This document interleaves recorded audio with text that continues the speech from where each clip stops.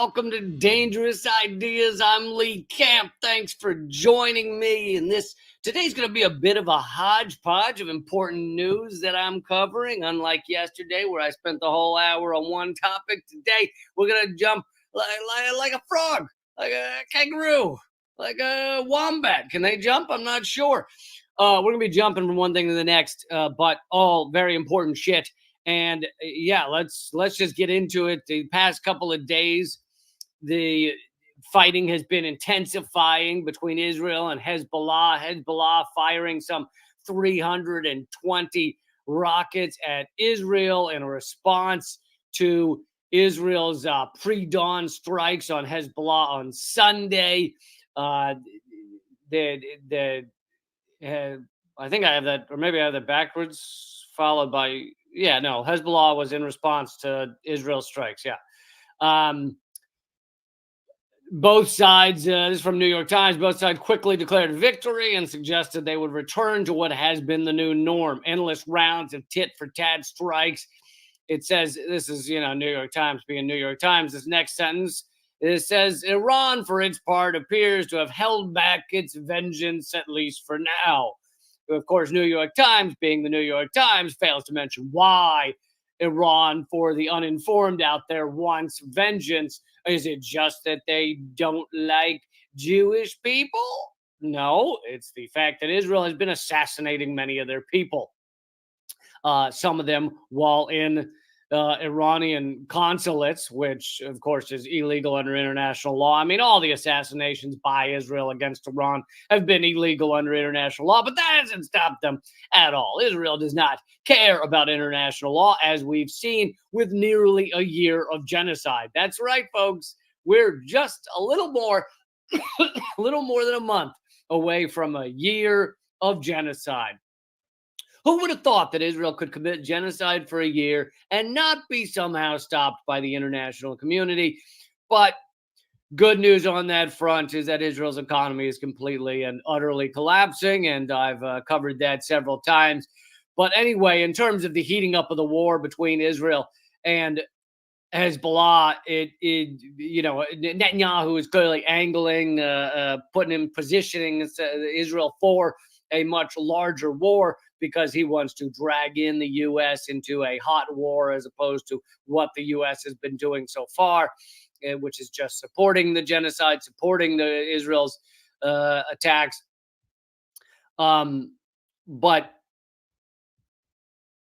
yeah, very, very important advancements, and it does seem like things are going back to at least in the last 24 hours, going back to the kind of tit for tat that Hezbollah has had with Israel, because Israel's committing genocide. I keep mentioning, because New York Times can't, New York Times won't.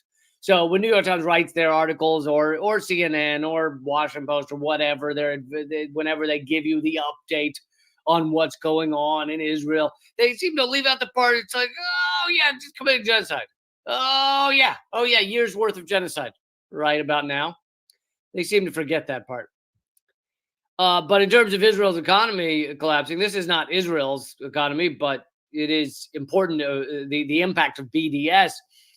Starbucks' CEO, Howard Schultz, has warned the company has reached a critical point of decline amid the boycott. They've lost $13 billion due to ongoing boycotts against Starbucks for their support of Israel, the support of Israel's genocide. Starbucks and Howard Schultz himself have been big partners with Israel. And Howard Schultz, I believe, I covered it a while ago, but even received awards from Israel for supporting their oppressive apartheid regime. And so for some odd reason, this is impacting Starbucks. I don't know why. Apparently people don't want a hot cup of genocider. Apparently people don't want to have their coffee taste like the blood of innocent people. I don't know why that is. Can't pinpoint what it is that makes people want to avoid that. Unsure this guy is as to why people would not want to support a genocide. But speaking of that, the Democrats, obviously, their convention is now over. And here's an article about the message from the DNC was we as a group do not care about Palestinians. And, most of you are probably not finding that shocking. The Democrats have shown time and time again that they are for this genocide. They will support this genocide. The closest you'll get is Kamala Harris or Joe Biden occasionally going, oh, well, we really think that the innocent people are cool and that they shouldn't get killed so much. But they largely, all the shipments of weapons to commit the genocide continue. All the building of the pretend pier that did nothing continues. The sending of billions of dollars of Israel so they can have to Israel so that they can have free healthcare while we don't. That all continues. Nothing has stopped or ceased or paused or any of that at all. And they're largely just running cover for Israel. And I don't need to tell you all this, but I will also say that there are some people who I think consider themselves in some weird way left or left wing or leftist, and they've started saying a bunch of positive things about Donald Trump, which still genocidal. Donald Trump loves this genocide more than others. In fact, Donald Trump has outwardly said Israel needs to finish the job. Apparently being just ethnically cleansing the entirety of the Gaza Strip, I guess. So he is a blood-soaked, genocidal, megalomaniacal maniac. Yeah, I know the word maniac was used twice there, kind of. But so to act like he's some sort of peacenik. Oh, Donald Trump's anti-war. Is he really? That's interesting because in his first year in office, he told the Pentagon to do whatever the hell they want. They dropped the mother of all bombs, the largest non-atomic bomb to ever be dropped. That was within months of Trump becoming president.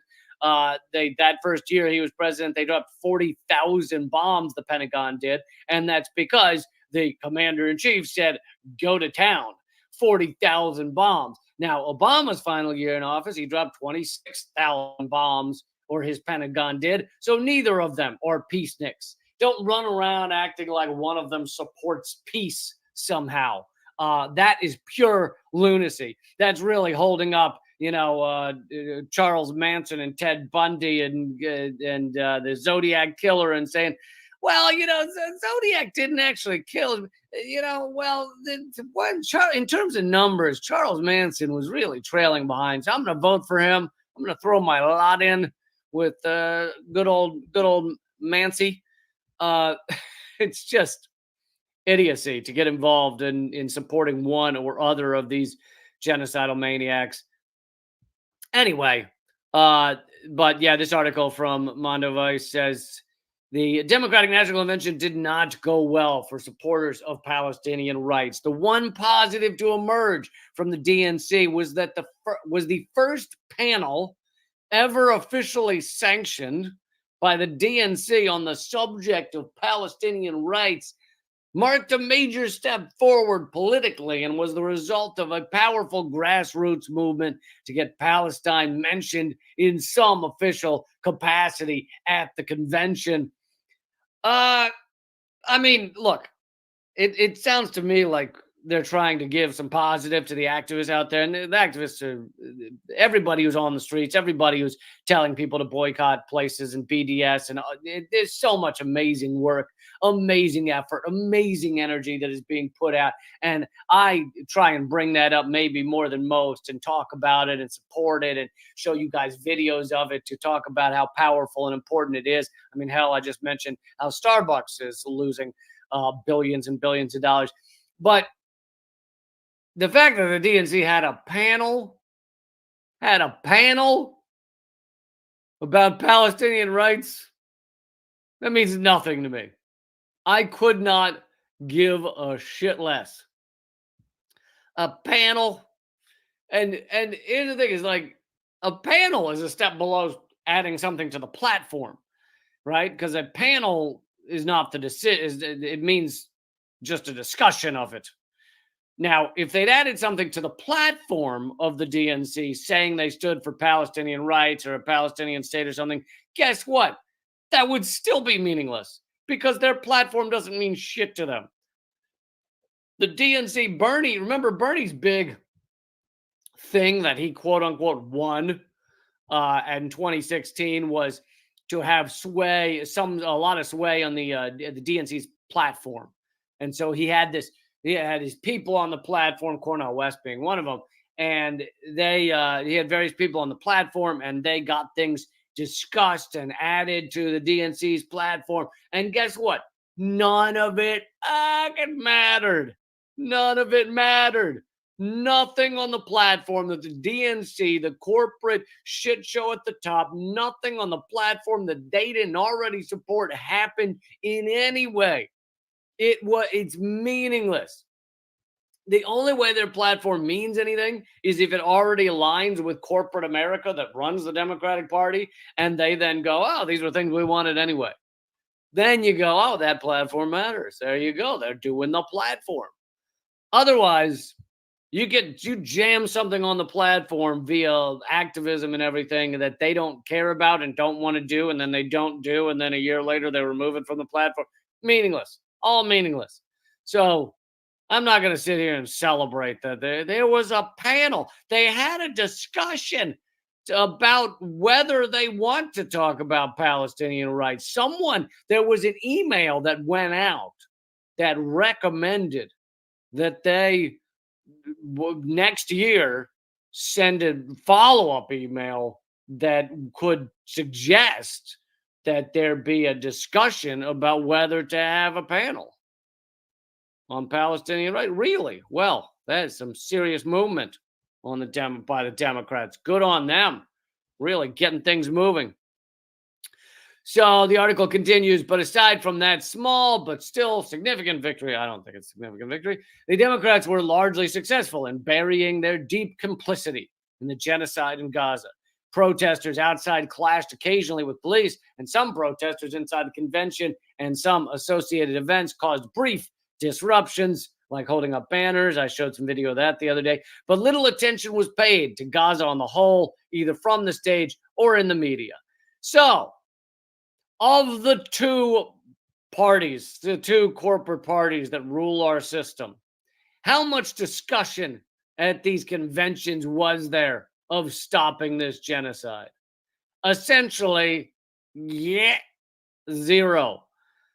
Because neither of them give a shit other than to support this genocide. That is all we've seen from either of these garbage parties, which is why you should vote for Yardvark 2022. I almost said Yardvark.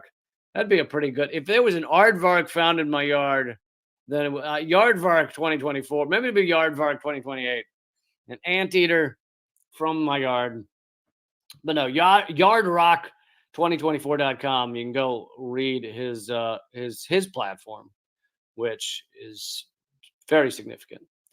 Okay, but before I get to that big story about Telegram and how the U.S. empire is clearly failing, and therefore they're arresting more and more people that speak the truth, or even the platforms that allow the speaking of truth, I'm going to get to some more of that in a moment. But this is really the main story I wanted to highlight in this episode, which is a strong legal precedent showing that Western media, U.S. media, could be held legally accountable for its role in the genocide in Gaza, could be held legally accountable for this fucking shit show, for this horror show that our media, such as CNN, and they have a photo in this article, this is also from Mondo Vice, they do great work over there, a photo of Jake Tapper from CNN, who is one of the biggest genocide cheerleaders. Anyway, I want to read you some of this article, which makes some great points of holding the media legally accountable for this genocide. It says the ruthlessness of the Israeli genocide machine in Palestine and the direct complicity of the US, UK, and other Western governments are two key pillars in the horrors being perpetrated against the Palestinian people. But There is an essential third pillar: the role of complicit Western media corporations knowingly disseminating Israeli disinformation and propaganda, justifying war crimes and crimes against humanity, dehumanizing Palestinians, and blacking out information on the genocide in the West. From the perspective of international human rights law, such actions could and should be subject to sanctions, and there are historical precedents. By the way, folks, don't forget to click thumbs up. Do it right now. Do it right now, quick. The UN made clear that freedom of expression does not grant media corporations or anyone else a right to engage in any activity or to perform any act aimed at the destruction of any of the other rights and freedoms.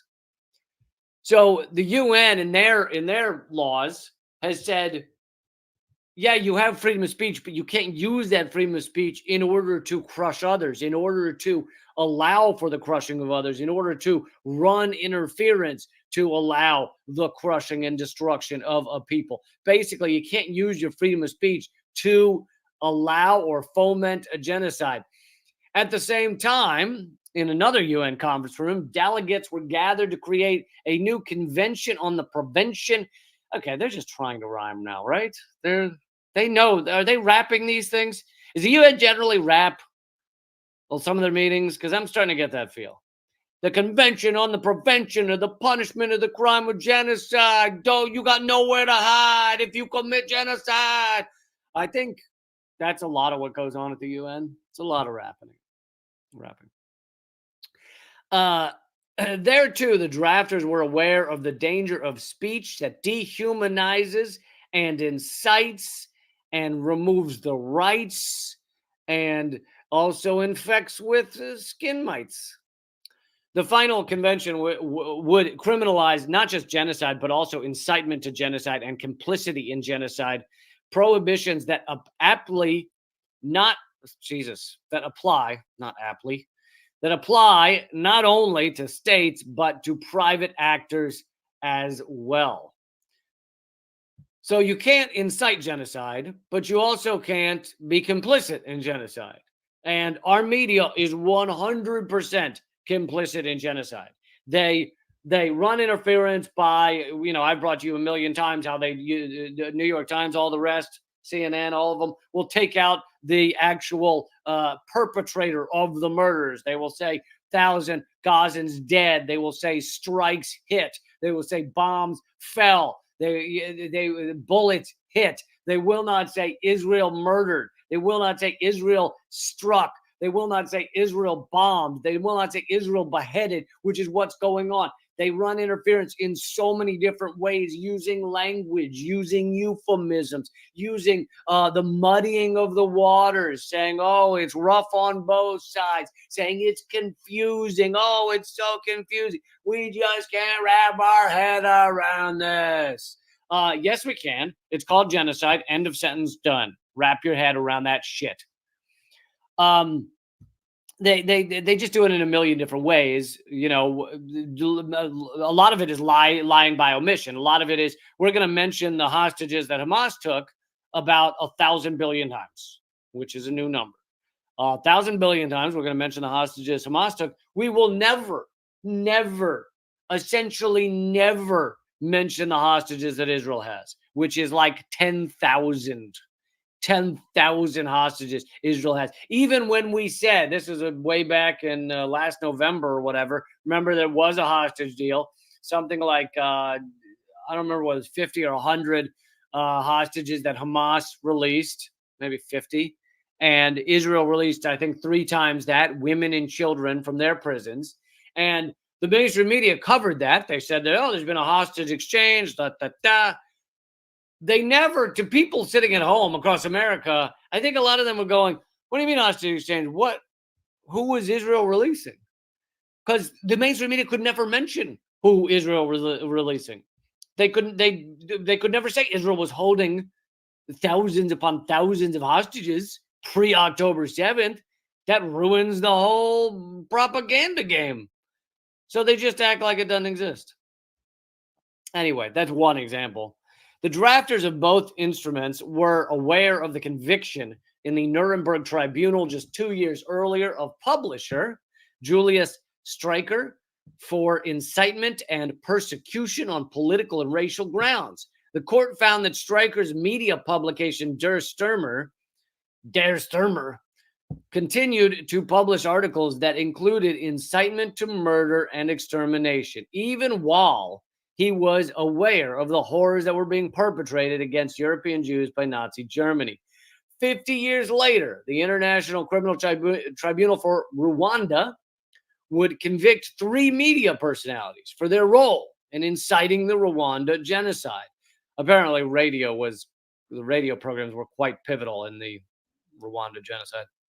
During sentencing, the ICTR judge, Navi Pillay, admonished the perpetrators by saying, quote, "You were fully aware of the power of of words, and you used the medium of communication to the widest public reach to disseminate hatred and violence. Without a firearm, machete, or any physical weapon, you caused the death of thousands of innocent people. You knew what you were doing, and you incited people to genocide." The Western media, US media, Western media, British media, Canadian media, they know what they're doing. They know that they're covering for Israel. They know, even though they don't want to term it this, that it's a genocide. They know that killing 40,000 people, 70% of them women and children, is not somehow fair because of October 7th. They know these things, and yet they continue to run cover and to push propaganda and to vomit out loads, the mountainous piles of vomitous propaganda continues to spray forth from them, even though they know these things. If your only source of information is mainstream Western media, the article says, you may have no idea that Israel is on trial for genocide in the World Court, or that Israel's leaders are the subject of arrest warrant requests for crimes against humanity at the International Criminal Court. You also wouldn't know that the International Court of Justice has said that it is a moral obligation to be involved in boycott, divest, and sanctions. Moral obligation to be a part of BDS. You wouldn't know that either. Continue from the article. It is likely that you have never heard the numerous statements of genocidal intent by the Israeli president, prime minister, cabinet ministers, and military commanders. You will likely still believe the stories of beheaded Israeli babies, long proven to be fabricated, and be unaware of the many Palestinian babies who have actually been beheaded by Israel's bombs. You will almost certainly not know of the systematic killing of Palestinian civilians, children, infants, women, older persons, persons with disabilities, and others. You will be unaware of the torture camps, the systematic rape of detainees, and the Israeli snipers targeting small children in Gaza. And you may not even know that Israel now holds the world records for the murders of journalists, of aid workers, of UN officials, and of healthcare workers. These are world records for a conflict that is less than a year old. These are like the entirety of the Vietnam War. You did not have this many journalists, aid workers, UN officials, or healthcare workers murdered. The entirety of World War II, you did not have this many journalists, aid workers, UN didn't exist then, but healthcare workers killed during the entirety of the war. Israel has set records on all of those fronts. Regardless of what happens in the halls of justice, it is certain that these media outlets will eventually be held accountable in the court of public opinion. For defenders of human rights and people everywhere who care about holding power to account, this process is urgent. And in fact, it has already begun. The cresting wave of public criticism of the blatant bias demonstrated by Western media during this genocide has forced some companies to begin to adjust their reporting. however slightly. This proves that change can happen if agents of change are mobilized. There is strength in speaking out, in supporting independent media, and in the boycott. As a first step, all those who care should unsubscribe from these outlets, and both print and broadcast. Switch to independent media sources and encourage others to do the same. Some of the sources that you should unsubscribe from are the New York Times, Washington Post. If you subscribe to streaming of CNN or Fox News or MSNBC or NPR or PBS, you need to back away from supporting these outlets because they are absolutely fomenting, allowing, propagandizing for a genocide. And I thought this was a great article showing that there's actually legal precedent, historical precedent for holding the media figures accountable and the media outlets accountable that are allowing and perpetrating this genocide. It's pretty excellent article by Mondo Vice. Definitely check it out. Okay, I hope you will click thumbs up and share and subscribe. Make sure you subscribe to both my channels, youtube.com/moment of clarity and rumble.com/Lee Camp, because I never know when a channel might get deleted. YouTube could delete this is obviously my newer channel after my old YouTube channel was deleted with 250,000 subscribers. I never know when all my stuff could get deleted. That's why you have to subscribe to both channels so that we can keep in touch if that happens, if they come after me in that way.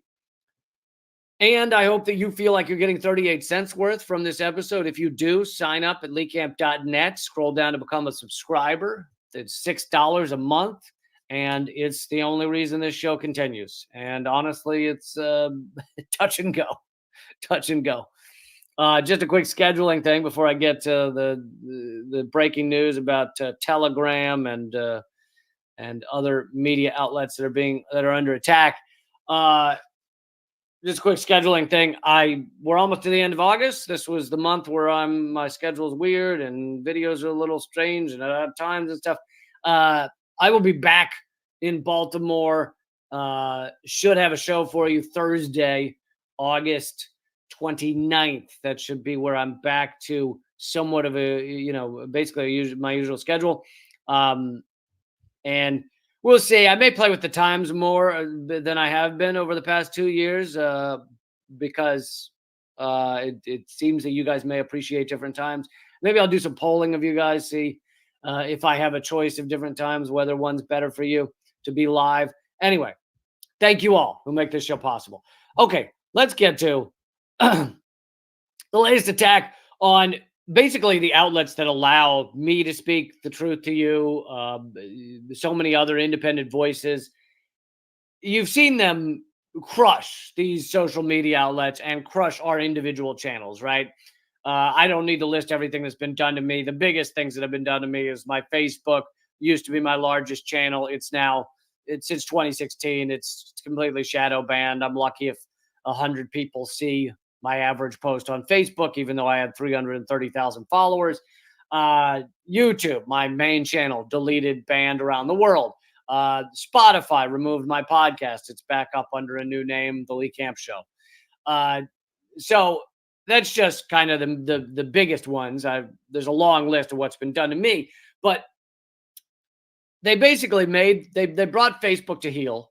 They brought Facebook under control. They brought YouTube under control. They brought Twitter's arguable. Twitter, they suppressed a lot of things. Then Elon Musk bought it. Now it's a little more open, but honestly, he suppresses what he wants to. If you're a union and you start talking about unionizing Elon's Tesla factories, then you're going to get banned too. So this debate of Elon Musk has made it all free and open is an interesting debate to have.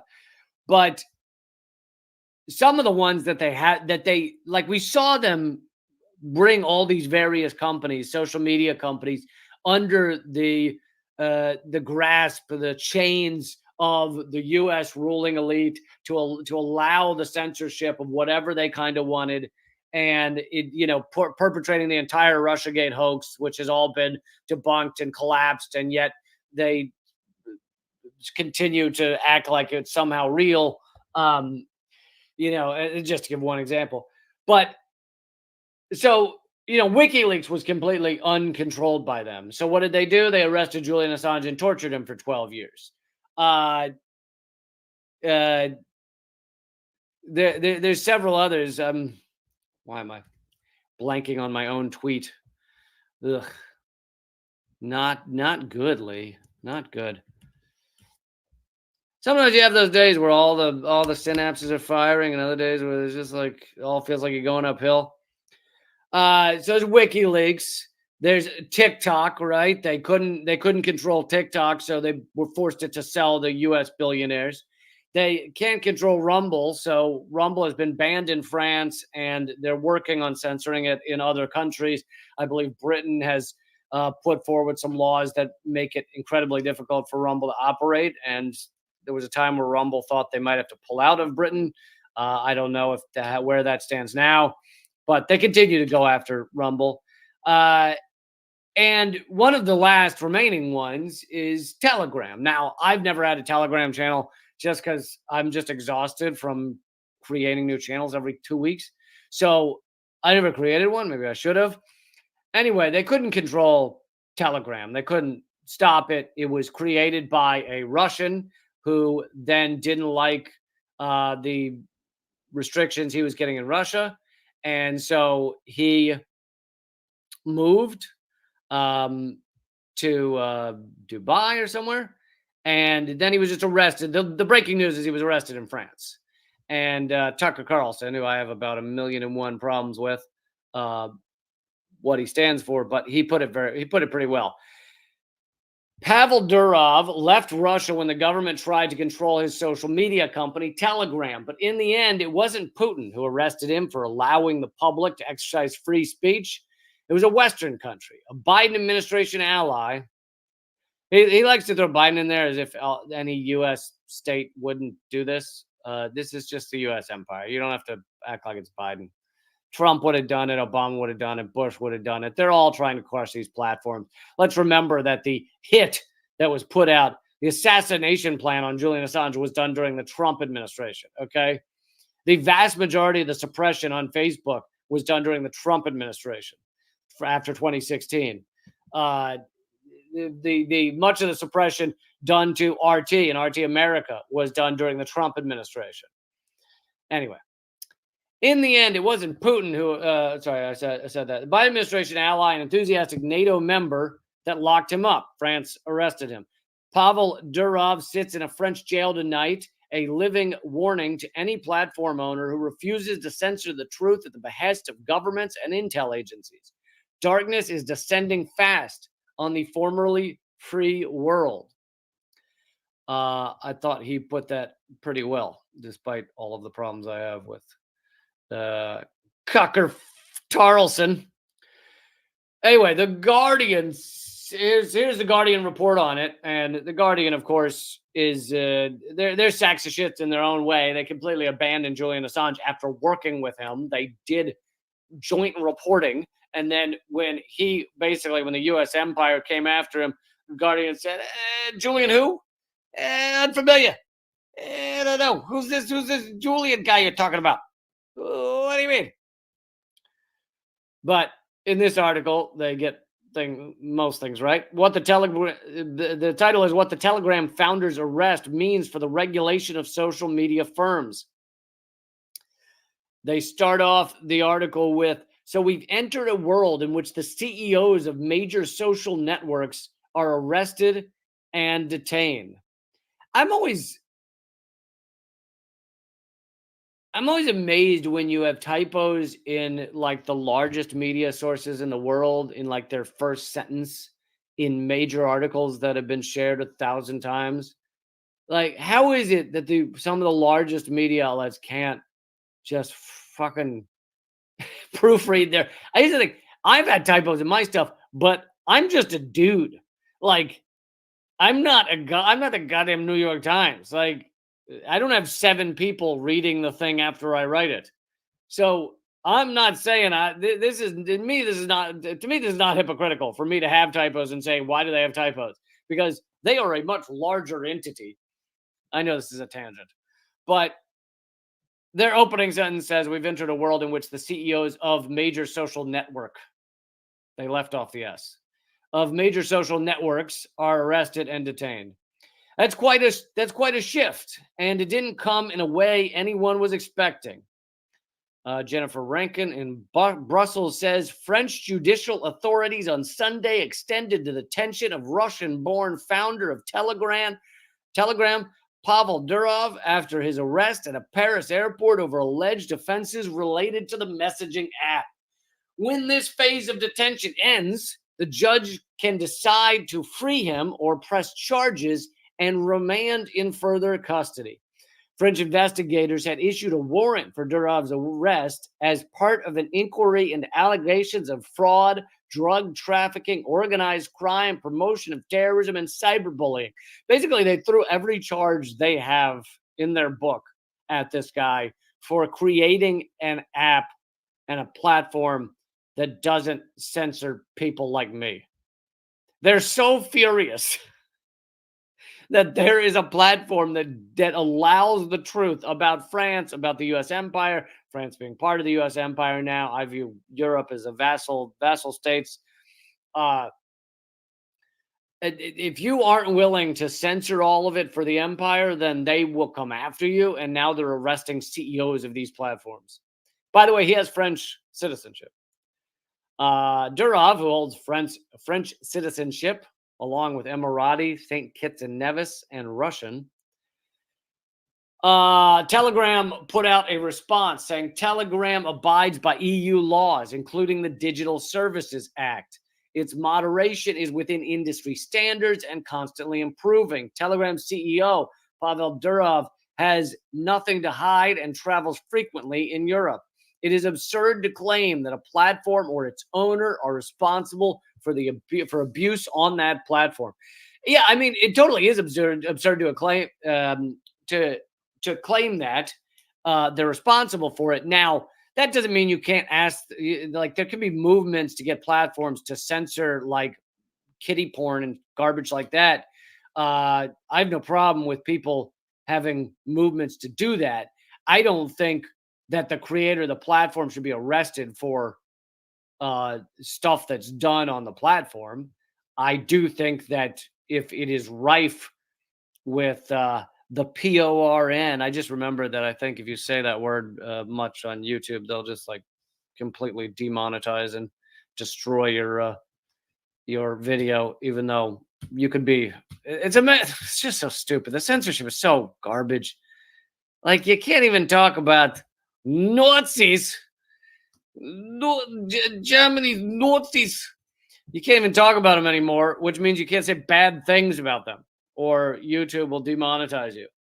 So somehow the Nazis have succeeded in making it so that we're not allowed to say bad things about them on YouTube.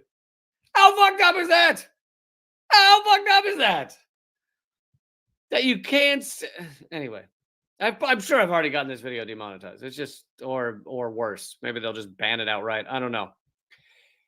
The article continues, on the face of it, the arrest seems a sharp break from the norm. Governments have exchanged strong words with messaging platform providers before, but rarely have there been arrests. When platform operators do get arrested, as in the cases of Ross Ulbricht for Silk Road and Kim.com for Mega Upload, it tends to be because authorities can argue that the platform wouldn't even exist were it not for crime. And I don't think Kim.com should be arrested for that, by the way. But it is an interesting point that there's a difference between a platform that is made to allow crime. I mean, if you just created, like sextrafficking.tv, it's like, okay, well, you chose to make a criminal enterprise based on a website. That's a big difference from Telegram that is just allowing people to speak. And France and the US, and France probably did this at the behest of the US, is furious that people are allowed to speak. But anyway, I think the bigger point here is you've seen them systematically go after each of the larger platforms that allow for us to criticize the US or the US empire or the proxy war in Ukraine or the genocide in Israel. You've seen them and go after individuals like I had Richard Medhurst on the other day. They arrested him in the UK for speaking out against the genocide and for relaying the truth about that genocide. So you've seen them go after individuals, individual reporters, but they also systematically have been taking down the platforms. And, they have an assortment of tricks. One is to arrest the CEO and just make him miserable. Or in the case of WikiLeaks, the head of WikiLeaks, Julian Assange, just try and destroy their life and hope that destroys the platform. There's also just putting restrictions on it. The various laws that they're enacting that basically make it impossible for Rumble to operate, or they're trying to enact, even if all of them have not been enacted. What they did with TikTok, where they basically said, "Oh, well, TikTok's evil, so you just have to sell to U.S. billionaires like Steve Mnuchin," is just insane. But this is all systematic. They're going after all of these things, all of the reporters that speak the truth, all the platforms that allow it. And I think everyone should be furious and speaking out and standing up against this and fighting back. And it's everywhere, which is what they want you to know, that they're going to come after everything. So this person posted, and I thought this was a great point. Globalists are losing everywhere. I mean, in place of globalists, I'd say the U.S. empire, but from soft power to economic power. People are sharing ideas outside of U.S. social media. People are trading outside of the U.S. dollar, from BRICS to Bitcoin. China buying oil from Iran while paying for it with yuan. And then they have a chart of how much oil imports from Iran China has received in millions of barrels per day. This is one of the biggest reasons that the U.S. wants to go after Iran, is because they are a huge oil provider outside of the petrodollar for countries like China. Another big country that's outside of the petrodollar that has a certain amount of oil is Venezuela. Now, I'm sorry for those of you who are watching the podcast. Listening to the podcast, which, by the way, for those of you who prefer audio or are in the car and you have time to kill, just look up the Lee Camp Show on Spotify. Look up Moment of Clarity on other podcast platforms. You could probably just type in the name Lee Camp, and you'll probably pretty quickly find it. Even if it's not the first one that comes up, you'll find it thereafter. My podcasts are almost daily, so you could be getting daily, like on your daily commute, you could be listening to this show. Anyway, this is a video that I thought was pretty brilliant.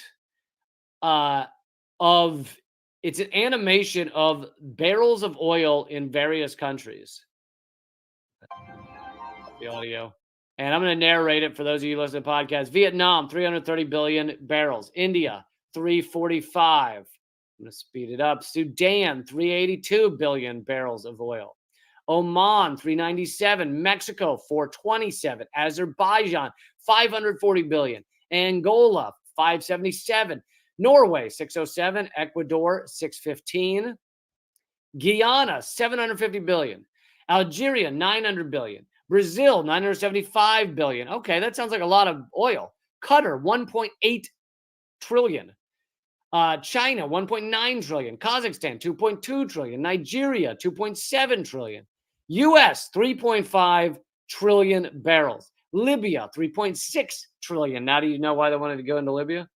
Russia, 6.1 trillion. UAE, 7.2 trillion. Kuwait, 7.5 trillion. Now do you know why they protected Kuwait from Saddam Hussein? Somalia, 8.3 trillion. Now do you know why they went into Somalia? Iraq, 10.8 trillion. Now do you know why they went into Iraq? Canada, 12.7 trillion. Now do you know why the U.S. secretly took over Canada? Sorry, Canadians. Iran, 15.6 trillion barrels. Now do you know why they hate Iran? Saudi Arabia, 19.3 trillion barrels. But we're not done. What's ahead of Saudi Arabia? Venezuela, 22.7 trillion barrels of oil. Venezuela, let me repeat that, 22.7 trillion barrels of oil. An absolutely unimaginable amount of oil in Venezuela. And now a lot of people have made the point that we go after these countries because, I mean, isn't every country on that list, except for Saudi Arabia or other countries we've had deals with, every country on that list has been invaded by or harassed or harangued or cooed by the United States, haven't they? I think every one, except for a couple that we have deals with. But the point is often made that we invade or try and coup these countries because they have a lot of oil. Very true. The point that is not often made, that needs to be made, is it's not just the fact that they have oil.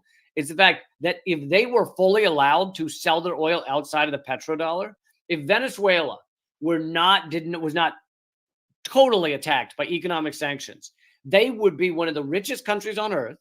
They would be selling oil to the earth, to countries around the world outside of the petrodollar. What would happen to the petrodollar when, all of a sudden from whatever it is, 60, 70% of all oil sales being in dollars, it goes down to 10%? US dollars would collapse to a fraction of what they are. So here you are, Venezuela, 22.7 trillion barrels of oil. That video kind of blew me away. All right, I told you I was going to jump from topic to topic, so let's do that right now before I wrap this up. I have two more stories, I think. But again, I hope you guys will click thumbs up, click subscribe. So, as you know, RFK, I've already mentioned it before, but RFK Jr. dropped out of running. He endorsed Donald Trump. A lot of people are pointing out how hypocritical this is and how dumb it is and how wrong he is. I don't think he should be endorsing the Democrats. I just don't think he should be endorsing anybody. He ran as an independent initially as a Democrat, but he ran as this outside entity. The whole concept is that neither of these two corporate shit show parties are serving you. Neither are. And so to drop out and then endorse one of them is utter nonsense. But the man did have a brainworm, okay? So let's give him a little benefit of the doubt. This could be the brainworm speaking. This could be the brain parasite speaking. For those of you who aren't familiar, RFK Jr. said in legal documents that he had a brainworm in 2012 that he said ate a chunk of his brain, but apparently it doesn't actually eat your brain. It just lives in there, and then your immune system or whatever else attacks it and kills it, and it's just the cyst around it or whatever maybe it's not cyst, whatever it is that surrounds the thing basically kills brain cells. Anyway, but so here, someone pulled up an amazing tweet by Donald Trump. And by the way, there are old tweets from RFK Jr. of not that long ago saying he would never endorse Donald Trump. What? But here's Donald Trump tweeted. Let's see. When is this? This is this year. this is 4/26/24. This is in what is that? March? No, May. This is in April. Sorry. This is in April of this year. I lived with RFK Jr. in New York. I don't think he means they shared an apartment. I think he means same state. It'd be a little weird if Donald Trump and RFK had a little cozy bungalow together a few years ago. Anyway, I lived with RFK Jr. in New York and watched him convince Governor Cuomo to make environmental moves that were outright nasty. This is also funny because this is some of the positive stuff that RFK Jr. did. So Donald Trump hates the actual good things that RFK Jr. did back when RFK made a lot more sense. But anyway, upstate New York was not allowed to drill or frack as Ohio, Pennsylvania, and others ripped off New York energy. Yeah, ask the people in Pennsylvania that are now drinking flammable water how they feel about it, or Ohio. Because of this, prices have skyrocketed all over that part of the country. I don't think that's true, but especially upstate New York and New England. Their energy costs are the highest in the U.S., with the exception of California, run by Gavin Newsom, the worst governor in state's history. But here's the funniest part: I'd even take Biden over RFK Jr. because our country would last a year or two longer prior to collapse, but it would be dead either way. His views on vaccines are fake, as is everything else about his candidacy. That was a few months ago. And now Donald Trump and RFK are making out on stage. Dude, I love that. Well, and I also made that point when RFK dropped out and endorsed Donald Trump. I was like, I thought like most of the people voting for RFK it had to do with his stance on vaccines. And Donald Trump is the king of vaccines. I mean, he was very proud and continues to brag about his success with vaccines. Anyway, it's all nonsense, but I love how fake these people are. It's just like, who believes any of these clowns? Who? Why? And just here's the final story before we wrap up. And it shows you how these two parties, these two corporate parties, when push comes to shove, they actually defend each other because they understand they are the ruling elite and they want to do whatever they want. So they don't actually want to get in the way of the fellow ruling elites because it could be bad for them. It could look bad if they arrest. This is part of the reason that the incredibly rich almost never get arrested, with the exception of Bernie Madoff because he stole from other rich people. But this just happened the other day. Biden's Justice Department is backing Donald Trump in his DC protest suit. So you might remember that during Black Lives Matter, Donald Trump did a photo op where he walked out into the right in front of the White House where everybody was protesting, and he got just loads in order to allow the president at the time to walk out in the middle of protesters. They sent in all kinds of just awful SWAT team, riot gear cops, just thousands of them, and just arrested and beat and tear gassed people to clear the path for the great Donald Trump. And I was down there some of the time, not when Trump was there, but I also had friends who were beaten by the cops during that actual day. And I think it was that day that a friend of mine had her hip broken or something. They broke a bone basically by stomping on her with their SWAT team boots, even as she made it clear that she was with the press. But this is Biden's Justice Department. The Justice Department has agreed that the federal government will foot the bill if former President Trump is found liable for violating the rights of protesters when the National Guard troops and police forcibly drove racial justice demonstrators from a park near the White House in June 2020. Justice Department attorneys said in a notice filed in federal court in Washington late Monday that Trump is entitled to U.S. government support in the civil case because the suit's allegations stem from his work as president.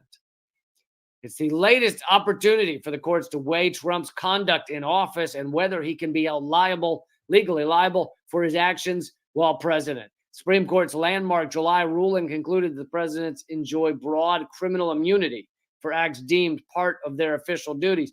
But the thing I found amazing about this is not the Supreme Court. This is Biden's Justice Department saying, yeah, Trump could do whatever he wants. He can take, when he was president, he can take the National Guard and a bunch of roided up, insane police and just go out and just beat and arrest innocent people. Totally fine. And the Biden administration that acts like Trump is a fascist, which he is, but so is the Biden administration. They act like this is fine as long as you're part of the system, as long as you're at the top of the system. Totally cool to just violate everyone's civil rights. I mean, this is honestly the opposite of what the Constitution was talking about. Not that the Constitution is a great document. I mean, honestly, if you actually dig into it, it's kind of problematic, a lot of it. But This is the whole idea of the government can do whatever the fuck it wants as long as you're president.